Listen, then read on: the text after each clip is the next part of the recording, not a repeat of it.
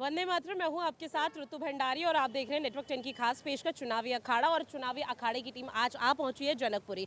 जनकपुरी के ये जनकपुरी अथॉरिटी है जहां पर लोग अपनी तमाम समस्याएं इस पूरे जिले की लेकर आते हैं और ऐसे में चाहते हैं कि इस जिले की जो भी समस्याएं हैं उसे सुना जाए। लेकिन इस बीच यहाँ पर एमसीडी का इलेक्शन होने जा रहा है दिल्ली में और एमसीडी का इलेक्शन काफी महत्वपूर्ण है जिसको लेकर कई तरह के दावे वादे तमाम राजनीतिक दलों की तरफ से किए जा रहे हैं। लेकिन इस बीच जो लोग अपनी समस्या लेकर यहाँ पर आए हुए हैं उनकी किस तरह की प्रतिक्रिया या कौन से वो प्रमुख मुद्दे हैं जिसको लेकर वो एमसीडी के इलेक्शन में देखते हैं, ये देखना काफी महत्वपूर्ण होगा। क्योंकि एमसीडी का इलेक्शन चाहे चुनाव कोई सा भी हो, चुनाव काफी महत्वपूर्ण होता है। और अब चूंकि नगरीय निकाय चुनाव यहाँ पर होने जा रहे हैं जिसको लेकर बेशक से अभी तारीखों का ऐलान नहीं हुआ, लेकिन तारीखों के ऐलान से पहले ही जो सरगर्मी है चुनाव की वो यहाँ पर तेज हो चुकी है। तमाम लोग मौजूद हैं, उनसे हम चर्चा करेंगे, चर्चा को आगे बढ़ाएंगे और उनसे जानने की कोशिश करेंगे किस तरह के मुद्दों को वो लोग देखते हैं।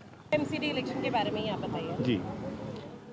एमसीडी ये इलेक्शन जो हो रहे हैं ना, मैं चाहूँगा कि भाजपा वापस आए क्योंकि इनको सारा कुछ पता है।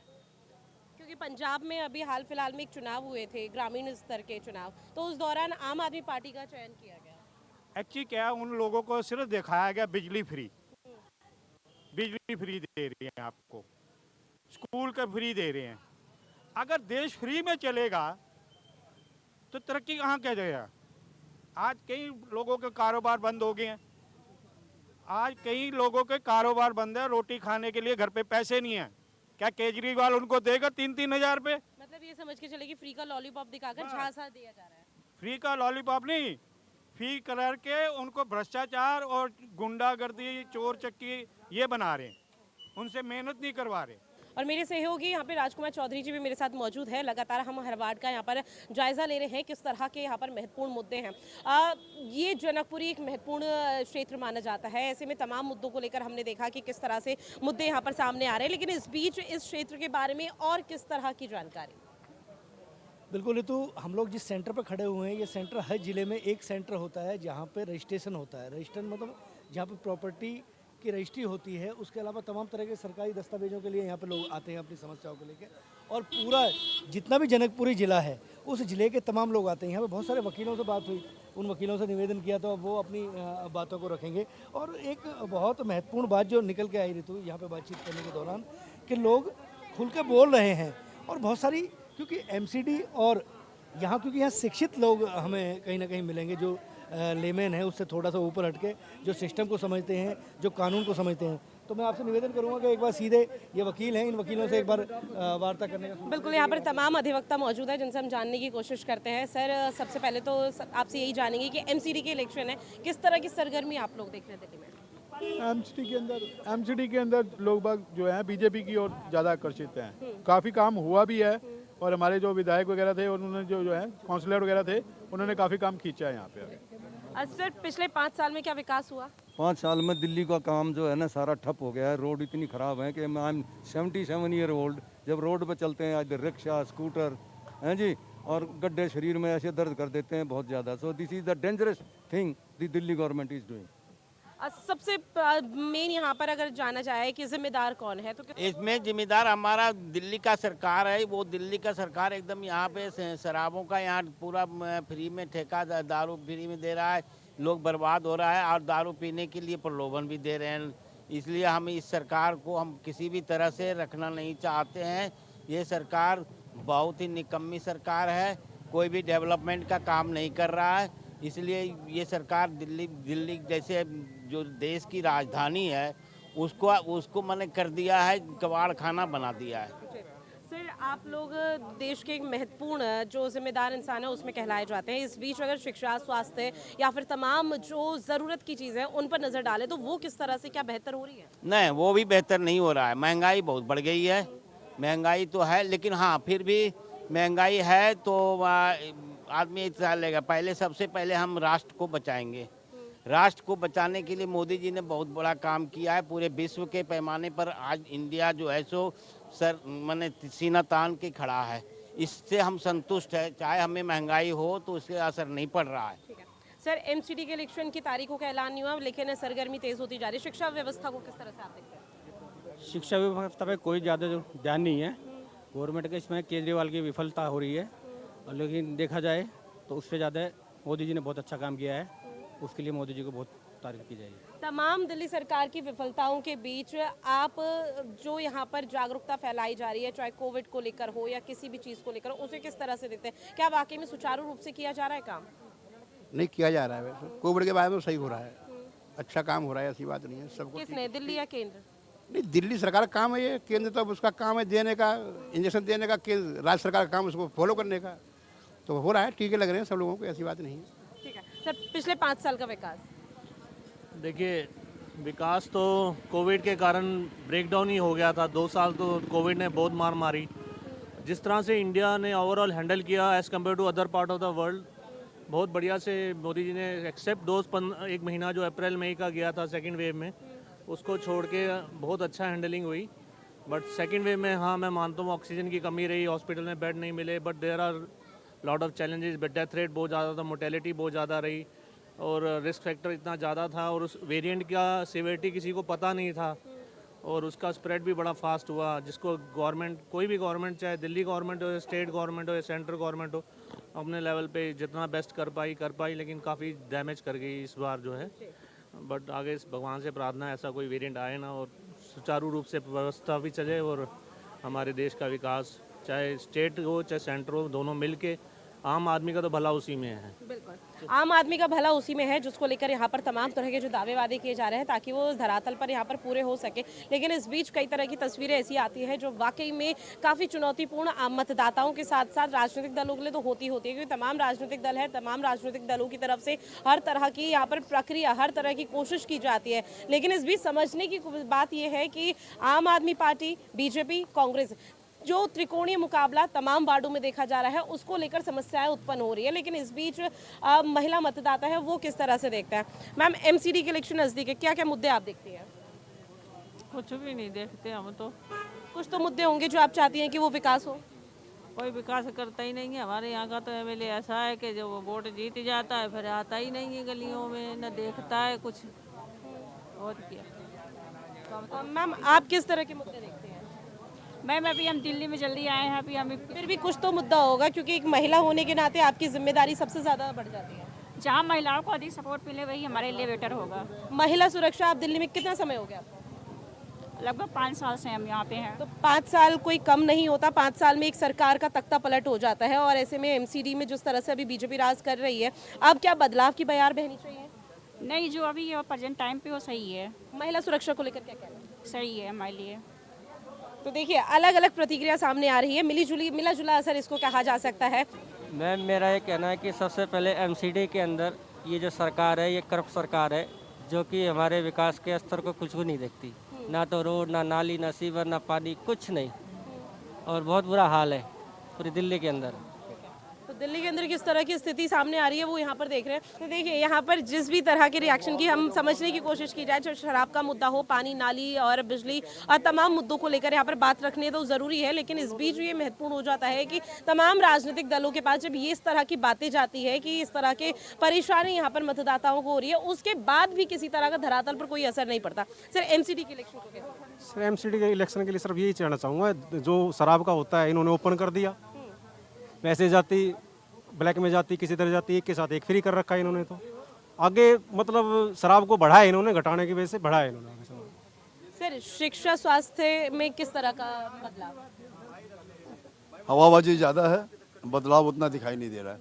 मैं तो एक बदलाव को तब मानूं जबकि जितने नेता हैं उनके सारे बच्चे गवर्नमेंट स्कूल में पढ़ने लगे और वो अपने सारे बच्चों को गवर्नमेंट स्कूल में भेजें, तब मैं मानूंगा कि बदलाव हुआ है।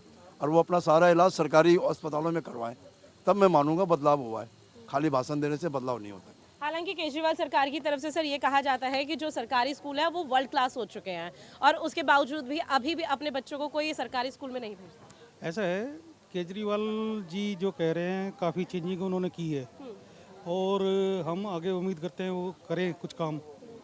बीजेपी तो एमसीडी में जितना भ्रष्टाचार है कह नहीं सकते। अब फंड को लेकर भी यहाँ पर कई तरह की बातें सामने आती है कि हमें केंद्र से नहीं मिल रहा, राज्य से नहीं मिल रहा, अगर पार्षद किसी और दूसरी पार्टी का हो तो। ऐसा है जी, वो अभी नए खिलाड़ी है, उनकी टांग खींचने के लिए तैयार रहते हैं केजरीवाल जी की। वो उनमें काम करने का बहुत हौसला है, अगर उनको खुल के काम करने दिया जाए तो बहुत कुछ कर सकते हैं। आप अपने क्षेत्र के पार्षद से संतुष्ट हैं? हाँ जी, बिल्कुल है। यहाँ पर तमाम और लोग हैं उनसे भी बात करने की कोशिश करते हैं कि आखिर वो किस तरह से देखते हैं। सर, एमसीडी के इलेक्शन नज़दीक है, शिक्षा, स्वास्थ्य, मूलभूत सुविधाएं यहाँ पर ऐसी हैं जिनको हर मतदाता चाहता है कि उसका लाभ उनको मिले से, लेकिन धरातल पर वो तस्वीरें सामने नहीं आती। देखा जाए तो सारे नंगे हैं ये। केजरीवाल ने तो और भ्रष्ट काम कर दिया है, गली गली में ठेके खोल दिए हैं। ये इधर बाथरूम देखो कितना बुरा हाल हो रखा है, लेडीज को कितनी दिक्कत होती है। इंसान तो कहीं भी जाके कर लेता है दीवार के पास, लेकिन बहुत ज़्यादा बुरा हाल हो रखा है। लेकिन इनके अलावा और क्या प्रमुख मुद्दे? बस भ्रष्टाचार का मुद्दा प्रमुख है मेरे में। हालांकि दिल्ली सरकार यहाँ पर अपना रोल मॉडल आगे भी और जो दूसरे राज्य चाहे पंजाब हो या कहीं की भी बात की जाए वहाँ पे उतारने की कोशिश कर रही है। उत्तराखंड में भी 5 राज्यों में यहाँ विधानसभा चुनाव हुए, आम आदमी पार्टी ने अपना वर्चस्व कायम किया और इस दौरान आम आदमी पार्टी का साफ तौर पर कहना है जो दिल्ली का रोल मॉडल है उसे आगे उतारेगी। और ऐसे में लोगों में ये नाराजगी है कि एक तरफ पंजाब को तो शराब मुक्त कर दिया गया, लेकिन दिल्ली में लगातार शराब की जो तादाद है उसे बढ़ाते हुए नजर आ रहे हैं। मैम, एक रिएक्शन, शराब के मुद्दे को कैसे देखते हैं? मेरे हस्बैंड तो पीते ही नहीं है तो मैं कैसे देखूं? फिर भी गली मोहल्ले में लगातार यहाँ पर धड़ल्ले से शराब चल रही है। पता नहीं मुझे मैडम। शराब कैसे देखते हैं? बेकार है जी, बिल्कुल। एमसीडी के लिए कौन कौन से प्रमुख मुद्दे आप देखते हैं? हम क्या बताएंगे, एमसीडी साफ सफाई नहीं होती दिल्ली में, साफ सफाई होती क्या है ढंग से? सड़क, नाली, बिजली, पानी देख लो जी आप, यहाँ तो ठीक भी है, नागलोई जैसे इलाके में जाके देखो, आप जा नहीं सकते अंदर, बारिश में जाओगे तैरते हुए जाना पड़ेगा आपको। सर, आप अपने पार्षद से संतुष्ट है क्या क्षेत्रीय? हमारे इधर तो ठीक ही है जी, सेंटर दिल्ली है। तो अगर ठीक है तो फिर विकास क्यों नहीं हो रहा? बाकी हमें क्या मालूम क्यों नहीं हो रहा, हम ये नहीं बता सकते ना। सर, आपका क्या कुछ रिएक्शन किसके लिए? MCD election? एमसीडी के इलेक्शन के लिए रिएक्शन तो बिल्कुल क्लियर है कि दिल्ली में जो शराबबंदी होनी है, शराब जो है ये ऐसे खुले में बिक रही है, ये सबसे गलत काम है। इससे जो नहीं पीता होगा वो भी पीने को प्रमोट हो रहा है उससे, तो ये तो प्रमोशन। मेन एजेंडा क्या समझते हैं कि आखिर क्यों इस तरह से धड़ल्ले से बेची जा रही है? अब ये तो देखो जी, टैक्स मिलता होगा गवर्नमेंट को, इस पर 200% 100% जो भी मिलता है उसी के लिए बेचा जा रहा है, और किस लिए है? एक तरफ आम आदमी पार्टी कह रही है कि पंजाब में शराब मुक्त करना है, दूसरी तरफ दिल्ली में बेधड़ल्ले से। बिल्कुल यही तो गलत है। मैं तो खुद कह रहा हूँ ये बात को कि एक तरफ तो गवर्नमेंट कहती है कि एडवर्टाइजमेंट नहीं होना चाहिए शराब के लिए, सिगरेट के लिए, और एक तरफ से वो खुद ही प्रमोशन कर रहे हैं, एक के साथ एक आ रही है, दुकानों के बाहर बोर्ड लगे हुए हैं, लोग पी रहे हैं बाहर खड़े हो। 2022 में बदलाव की बयार बहेगी? क्या बोल रहे हैं बताइए? एमसीडी इलेक्शन में केजरीवाल। तो इस बार दिल्ली सरकार को लेकर यहाँ पे कई तरह की प्रतिक्रिया सामने आई, जिसमें आधे से ज्यादा लोग हैं जिन्होंने नाराजगी व्यक्त की है। अब क्या नाराजगी करें, हैं तो सारे एक ही थाली के चट्टे बट्टे। लेकिन शराब का मुद्दा सबसे ज्यादा हाईलाइट है, वजह आप क्या देखते हैं? ठीक है, केजरीवाल ने ठीक किया है, पियो क्या खाओ, ठीक किया? पियो खाओ मजे लो। लेकिन इस बीच एक के साथ एक फ्री दी जा रही है। दिया उसने, दिया तो सब, बिजली पानी दिया, सब कुछ दिया। शराब दे रहा तो क्या जिसने पीनी है। लेकिन एक के साथ एक फ्री दी जा रही है, जिसके चलते कहा जा रहा है कि युवा जो है वो इस पर हम युवा नहीं है ना, हम तो बोलेंगे, हम तो डेली पीते लेकिन सर जो आज की जनरेशन है वो लगातार इसी बीच आ रही है। तो आने तो हमारे को क्या फर्क पड़ता है, जो पिएगा वो जिएगा। ठीक है, तो शराब के मुद्दे को लेकर बेशक से कितना भी हाईलाइट कर दिया जाए, लेकिन शराब का मुद्दा यहाँ पर किस तरह से हाईलाइट होते होते यहाँ पर लोगों की जो रिएक्शन है वो बिल्कुल हास्यास्पद वाले सामने आ रहे हैं। शराब के मुद्दे को आप कैसे देखते हैं? बिकनी नहीं चाहिए वैसे, वो बिक रही है तो उस पर रोक लगानी चाहिए ना। किस तरह की रोक लग पाएगी? किस तरह की, मतलब ये हर गली गली में बिकती है, ऐसे नहीं कि ठेकों पे गली गली में भी बिक रही है, तो इन चीज़ों को रोक लगानी चाहिए ना। छोटे छोटे इससे बच्चे भी बिगड़ रहे हैं, इन पर बुरा वो असर पड़ रहा है। तो सरकार को मतलब ये करना चाहिए कि इनको लीगल काम से करो, क्योंकि अनलीगल भी तरीक़ों से बेची जा रही है। इस बीच अगर महिला सुरक्षा की बात की जाए तो दिल्ली में क्या सुरक्षित है महिला? इतने केस आपने देख रहे हैं कि कहाँ से लगती है महिला सुरक्षित। फिर भी आपका नज़रिया क्या कहता है? उठाने चाहिए सरकार को कदम, तो इसके किस तरह का कदम उठाया जा सकता है ताकि महिला सुरक्षित अपने आप को मान सके?